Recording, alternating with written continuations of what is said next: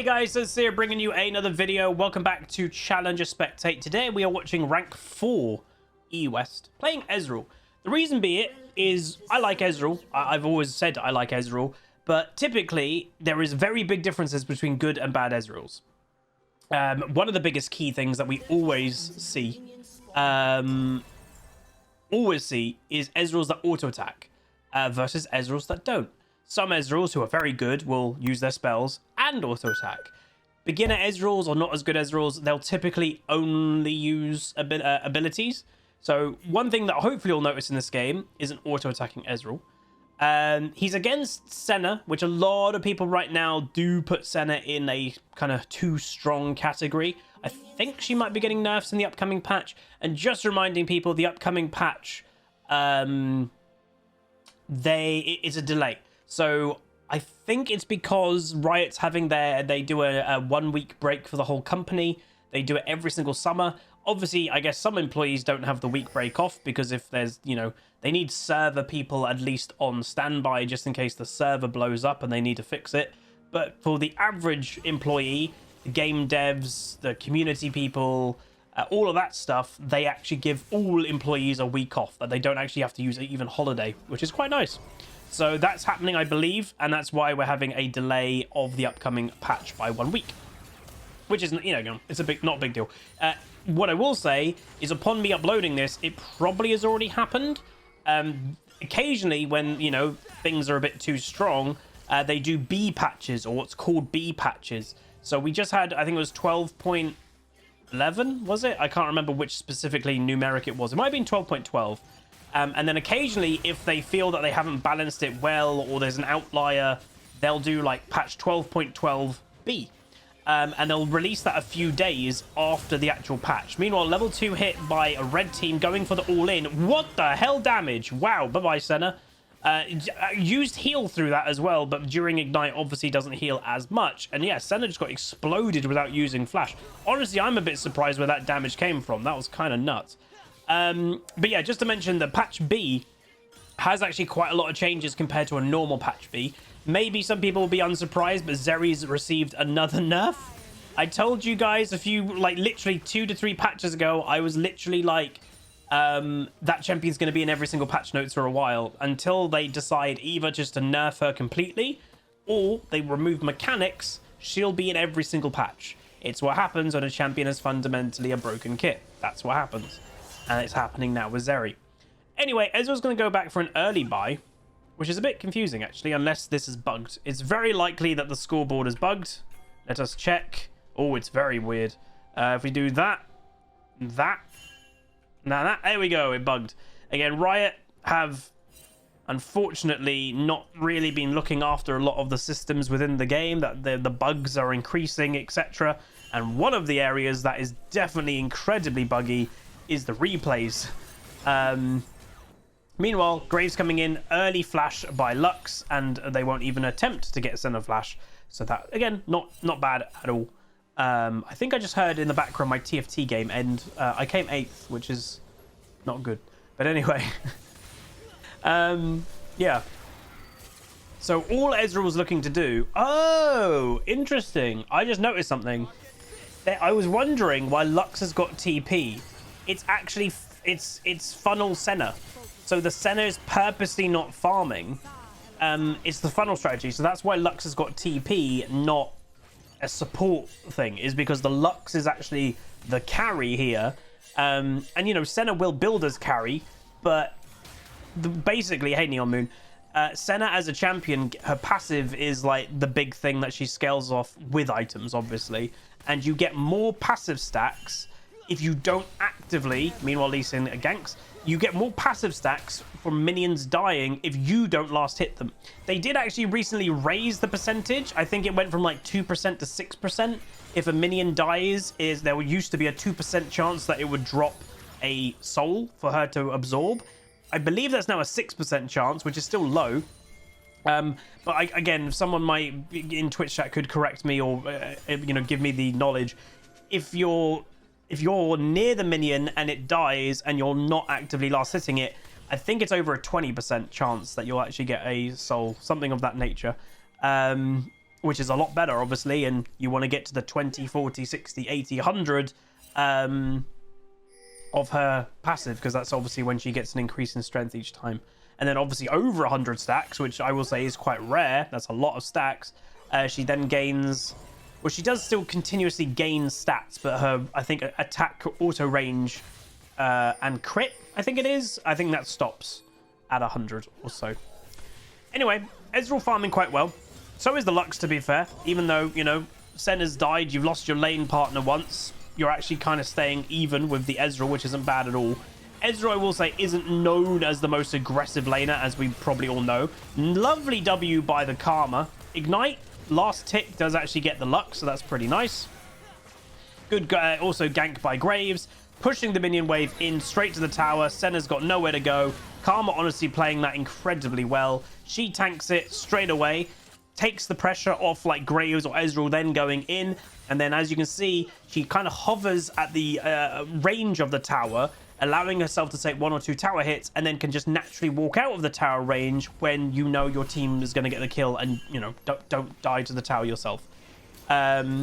So yeah, some Vegito says once crit is 100%, it then turns into lifesteal. Yeah, that sounds correct, I think. So at 100 stacks, when she gets to 100% crit or whatever it is, from her passive, she then gets lifesteal. I don't know how it works if she buys crit and gets to like 60% crit with her items, and then she has 40% crit with her passive. That's at 100%. Does she then get lifesteal, or would the passive continuously give her crit until 100% of like the natural crit? I don't know. Any excess crit from passive turns into lifesteal. Oh, there you go. Okay, so it's when crit turns to 100%. Oh, okay, that's cool. Dingus Don Doodle, 90 months of Primes is good morning. Sorry, good afternoon, Huzzy. Had a great time during the subathon last weekend. Here's to hoping you get Master again soon. Keep up the good work. Thanks, Dan. Yeah, hopefully. I feel like we are playing pretty well. You know, in most of our solo queue games, which is a nice feeling. Ezreal ulti does hit, doesn't get the kill. But you can see the pressure difference of bot lane. And you're also, again, we're obviously highlighting Ezreal here, but the pressure of Karma. Like, again, people have actually asked me, Huz, why are you playing Karma recently? Honestly, it's because I'd say about a year ago, in the world of supports, it was bad to be a halfway support. And what I mean by a halfway support is Karma is halfway in damage and halfway in utility shields and stuff like that. That wasn't very good. That's where champions like Lulu, that is like the ultimate shielding support, or Soraka, the ultimate healing support, or hell, even like Brand, the ultimate damage support, they were better than something like Karma. Karma wasn't that good. But I feel in the change of durability update and like the less burst damage there is, I feel something like Karma has actually gained strength from it. Because you don't have to, like, her shields, even though they're not as big as, let's say, a Lulu's or a Janna's, because there's not absolute one-shots in the game anymore, they're sufficient, they're enough. But then you're also supplying that extra poke damage, that extra harass damage in lane, especially alongside something like an Ezreal. It just works really well. So, I don't know. Hey, Lord Lightning. So yeah, I don't know. Well, let me know what you guys think. But that's what I've been playing Karma personally, is because I personally think that she's actually not that bad. Big play happening at the moment, though. Karma is definitely out of position. Doesn't have flash up, unfortunately, I should say. And Senna does get the kill down in bot lane. So obviously the way of the, if you guys don't know what the funnel lanes are and etc., again, you're maximizing Senna's passive. Technically, Senna is a carry in herself. She probably won't be building as a support in any way, nor probably will Lux. But when it comes to kills, you probably actually want to try and give kills to the Senna. So you're not giving her farm, but you're probably going to try and give her kills. Blue team is doing a really odd play here, so I would say cockiness might be involved in this. I'm not really sure. They are just invading kind of what seems to be randomly. Lux big damage. Lee Sin comes over, doesn't get the kill complete though. Graves doing his best, but then the Orianna over the top. And again, big Fiesta. Remember, this is Challenger. The guy that we're watching specifically, Ezreal, is rank 4 E West right now. So that would probably put a lot of these players, Lee Sin's dead again, a lot of these players are probably, oh, not again, that was his first death, in that Challenger bracket at least. Big, oh, sick Orianna ultimate. Karma is probably going to go down, doesn't die. She survives. Very nice, very nice. Really good Orianna ultimate. Timed it that it actually cancelled the movement of Azir. And that's the thing that we like to see. But yeah, no, the Karma's honestly, I would say right now is MVP. The Karma's playing great. Yeah, so 403 Ezreal ahead in farm, but not by much, you know. It's not astronomically different, considering Ezreal is 403, Lux is 02. Maybe there should be a bigger farm lead there for Ezreal, but it's honestly not that bad. Divine Sunderer for Ezreal. So obviously some champions do have different options for what they want to go. This game, I don't know, Divine in one way is good, obviously, but in others it's not. So like Divine is the tank killing item. So it does right now, because he's ranged, 9% of target's max health as physical damage. I don't know, dude. Like, yeah, Prowlers might be better in this game. Like, there's not that many tanks. Bot lane is both squishy, not tanky at all. Again, Senna's mispositioning, into the root, into the kill, very nice. So they're both squishy. Azir doesn't get tanky. He gets some health through his build, but I wouldn't call that tanky. Lee Sin, bruiser tanky is what I would say, but not a tank. And Gragas, hell, most Gragases in solo queue builds full AP. So, honestly, I think Divine wouldn't be what I would do at the moment. I probably would have done the Prowler's build that is actually emerging at the moment as Ezreal. It's a fairly more recent Ezreal build, but it again, we all have spoken about the durability update, and that, you know, it has reduced burst in the game. Nice play there. Good confidence to do the tower dive. Have to be careful now, but Graves is in the right area at the right time to stop the Senna advancing, and that should probably be that. And Senna actually dies again. You know, Azir can get a lot of health, but I still think the Prowlers might be better. But yeah, we're saying, like, you know, the general burst in the game has gone down. There are still these builds that are popping up, and typically, why are these builds popping up? Because they're more assassin orientated, and that's fine. Obiaz, thank you so much, dude, for the 12 months with Prime. Says, hey, happy anniversary, Huz. It's now been a year since I got unbanned from your Twitch chat. I'm really glad to be a part of this community. You guys are the best. Obiaz, thank you much, dude. Again, yeah, we do unban people for those that deserve it. And Obiaz has now been here a year. So thank you very much for being part of the community, dude. Mucho appreciate. But yeah, so again, I think some people got the wrong end of the stick when I've spoken about one-shots in the past. Am I against one-shots in League? No. I do think one-shots should exist. It's the exact same when I play Call of Duty. I know it's a weird analogy to make, maybe, but right now in Call of Duty, they nerf snipers that you can't one-shot headshot with most snipers in the game. That's really stupid. You should be able to one-shot somebody if you hit them with a sniper rifle in the head. The exact same thing in League of Legends. It's a time and a place. Do I believe a bruiser should one-shot you building a bruiser build? No. But do I believe an assassin could one-shot a squishy target when they're building an assassin build? Yes. I genuinely think that is completely fine. And maybe, yeah, there should be some skill involved in what they're doing. They shouldn't be able to just get it for free.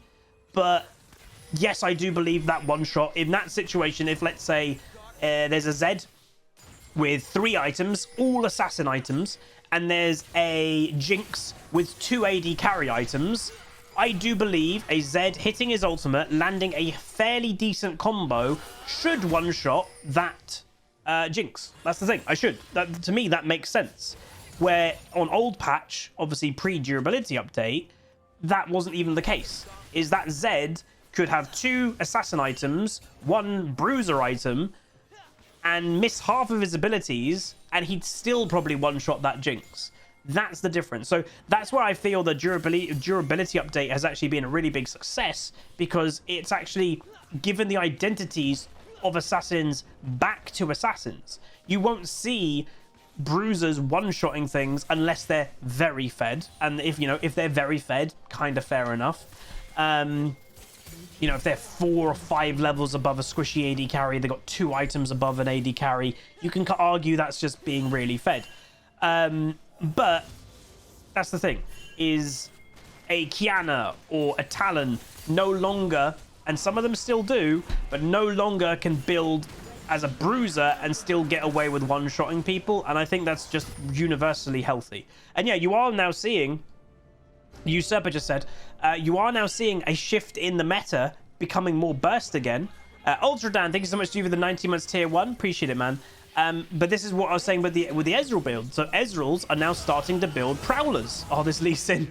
the Ezreals are starting to build Prowler's Claw because it's a more one-shot orientated build. Big ulti by the Orianna puts the Ezreal in a place that actually can kill, which is a bit weird. And that's the point that they just made, is you're now starting to see Aatroxes by Eclipse. You're seeing Rivens by Eclipse. Eclipse is technically an assassin's item. It's a lethality assassin item. But you're now seeing Bruisers starting to build more assassin-y. So you got that kind of weird dynamic. Because again, one-shots still exist, but you just have to build appropriately to enable the one-shots. And the build that you have to do to one-shot people is assassin. That's the build you have to do. So that's why you are seeing Aatroxes, Ezreals, Rivens buying the assassin mythic items. So it kind of is a weird dynamic. I don't know what you guys prefer. I prefer it this way because for me it was so frustrating getting one shot by a Talon with 3,000 health with all bruiser items, literally not a single assassin item, and then he could out survive as well because he was basically a bruiser but still one-shotting. At least now these champions that are buying the assassin items, the Rivens, the Aatrox, etc., yes, they can one-shot you if you make a mistake, but you can one-shot them too because they're really squishy. So to me, it's better. But yeah, I'd be interested to know what you guys think. Ezreal, though, misses that extra Q, but Kayle gets the kill nonetheless. And the game, again, bit of a stomp so far. Ezreal, well, I just kind of wanted to highlight, he's playing very clean. Landing most of his Qs, the important ones at least, looking for that extra poke. Again, one of the weird things for me, big Orianna ultimate, doesn't hit anything, I don't think. When people watch like someone like this, or when I've ever played a champion like Ezreal, or hell, when I even played Nidalee or Ahri, so many people always comment about, oh, dude, the Ezreal's throwing so many Qs, but he's missing like more than half of them. Yeah, that's completely normal. I get it. I do think it's one of those kind of weird, low rating. It's going to sound really weird here, but like low rating elitist comments. And I know some people are like, that doesn't make any sense. It's true, though. If you talk to a challenger player who plays Ezreal or Nidalee or any of these big skill shot champions, they're not expecting to probably even hit 50% of them. They want to try and hit as many as they can. They want to hit the important ones. But what a lot of the time they're doing is pressure.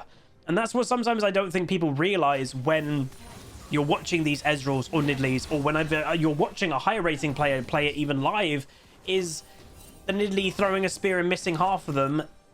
Honestly, like, it sounds weird, but it's fine. Because the constant bombardment of the skill shots is so much pressure on the enemy team that they constantly are on edge. And then that one that you do hit, that's the trigger point of when you can go look for an engage, or you look for that team fight, or whatever it may be. So that's the point, is, yeah, every time that Ezreal throws a Q, the enemy team is actively having to dodge it rather than deal damage.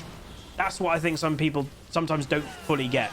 So the Senna's having, obviously, a very rough game. Again, Senna, she is deemed to be a bit of an overtuned champion right now, but just because you're a bit overtuned doesn't mean you have perfect games or you're always going to get fed. Again, another point that a lot of people sometimes take out of context, going, oh, if that champion's overpowered, how is that challenger player going 1-7? Bad games can happen. Players can have bad games. But, you know, Gragas might go down.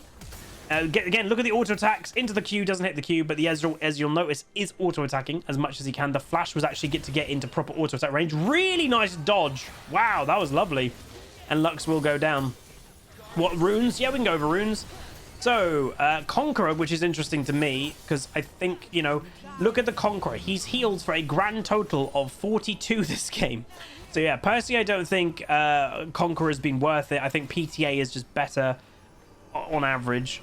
But then he has Presence of Mind, which has actually done quite a lot, which is great. Ezreal's basing now stopped his base. Could be in trouble potentially now, though. Does survive in the end. Bloodline. So he's got Legend Bloodline, and then he's got Coup de Grace.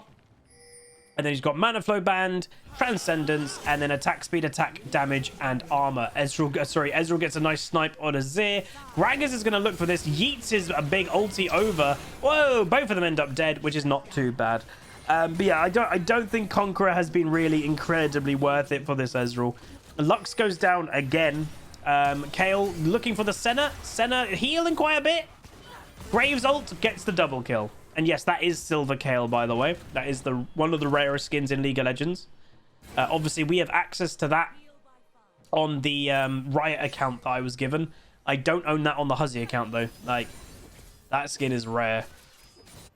Ezreal build, though, by the way, so again, has gone Divine, Muramana, and then Hex Drinker. It could be a more Mortius next item, because likely, you know, the Gragas, as we mentioned, is going full AP, like most Gragases do. Then you've got an Azir, who's scary, H-Mando, and then you have a Lux. So even though, you know, the Lux isn't doing great, the Azir's not doing fantastic, the Gragas is scary. He's got one-shot burst with an AP build. Azir is always scary, no matter what. Like, that champion is just nuts. So it's actually not a bad build at all to do. Oh, Orianna goes for a flash, but doesn't actually quite land it. Ezreal then coming over. See if he can do anything about this. Azir ults. He actually hits a few people over there. And Ezreal, look at this. He's auto-attacking. He gets to the Azir. And if he went for Qs there, he might have missed them. He's auto-attacking. And I know that sounds like hilarious and...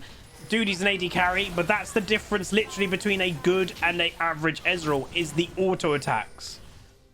But yeah. Oh, gets the Qs. Again, lands the Qs when he needs to land the Qs. Which is good to see. Alright. Can they kill the tier 2? Looks like it. And there we go. Very nice. Very clean play. This is actually really fun to watch. I like Ezreal.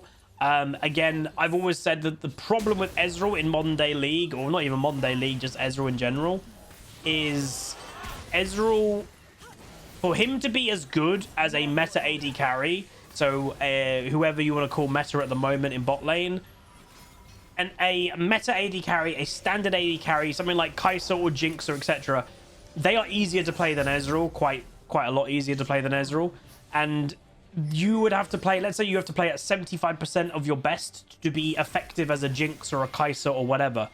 To be as equivalent as useful on Ezreal than those champions, you have to play at like 90%. That's the difference. Is it's really easy for an Ezreal to be useless. So yeah. Yuumi was a mistake. How's it going, dude? 60 months of Prime. Appreciate it. I do definitely agree with that name. I like that Twitch name quite a bit. And the enemy team just got ace. So the enemy team has now surrendered. But there we go. A nice little Ezreal game. Just to show you like the difference between good and bad Ezreals. A lot of it is positioning. A lot of it's auto attacks. But also showing it's not perfect. It's landing maybe half of your Qs, if that. You know, it's not expecting you're going to land every single one. But you're constantly applying the pressure of it. So it ended 11-1-9, and yes, did go for more Mortius as third item. If I had to guess as fourth item, probably that Cererodials, I can't say that word, the grudge item, the slow. That's what I would guess the Ezreal would do as fourth. But yeah, that's going to be it. If you guys enjoyed the conversation throughout the video, do throw a like on it, throw a comment, throw a subscribe. See you guys next time. Goodbye. Call down the reckoning to bring back hope and peace, restore our glory.